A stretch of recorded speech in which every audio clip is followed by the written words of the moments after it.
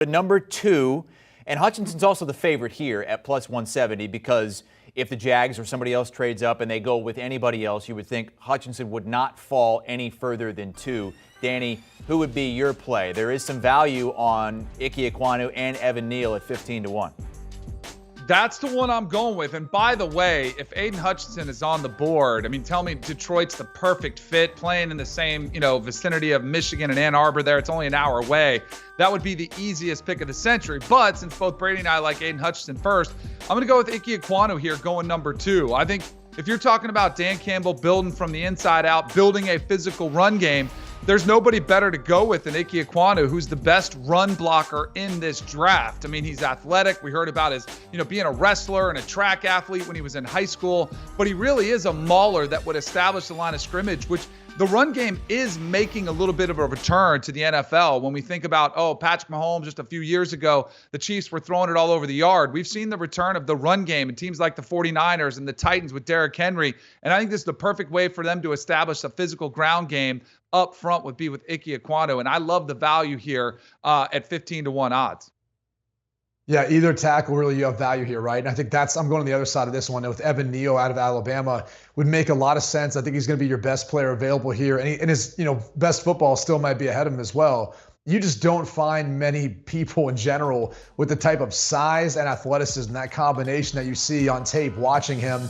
He's versatile. You can put him in different spots too. So there's value in that. But I think more so than anything else, contradicting what Danny said, it's a passing league. The reality is you better be able to have guys who are able to pass protect your franchise quarterbacks, especially considering the Lions have a couple of picks in the first round of this draft. There's nothing that says they couldn't come back and get a quarterback somewhere in the first round to pair with that tackle. Kind of how my draft went back in 2007 when the Browns took Joe Thomas number 3 overall, ended up coming to get me at 22.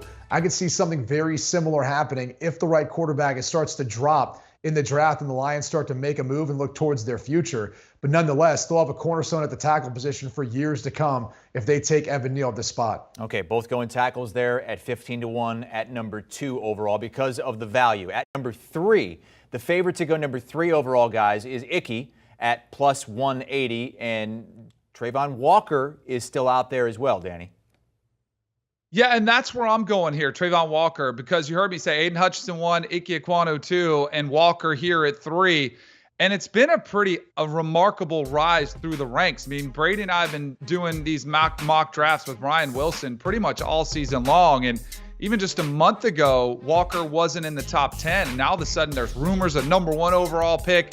The only thing I'm a little bit worried about is that people are falling in love with the workout and the shirts and shorts, measurables and 40 times and vertical leaps. The film is great. Don't get me wrong, but it's always been great. But all of a sudden people saw him at a pro day and they're popping in there as the top 3. But ultimately, I do think Houston will find that this player is just too good to pass up. If he drops in their lap, I'm sure they'll feel like, hey, this is one of those players, tremendous amount of upside. So I'll go with Trayvon Walker here at plus 552. I think the value is pretty good.